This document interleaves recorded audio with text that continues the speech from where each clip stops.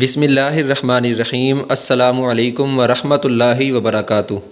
دوستو، اپنے گھر والوں کے ساتھ دل جوئی کرنا سنت نبوی صلی اللہ علیہ وآلہ وسلم ہے۔ آج اسی سے متعلق ایک بہت خوبصورت حدیث مبارکہ میں آپ کو سناؤں گا۔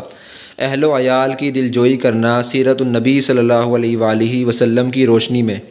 حضرت عائشہ صدیقہ رضی اللہ تعالی عنہا سے روایت ہے کہ میں ایک سفر میں رسول اللہ صلی اللہ علیہ وآلہ وسلم کے ساتھ تھی کہ دوڑنے میں ہمارا مقابلہ ہو گیا اور میں جیت گئی اور آگے نکل گئی۔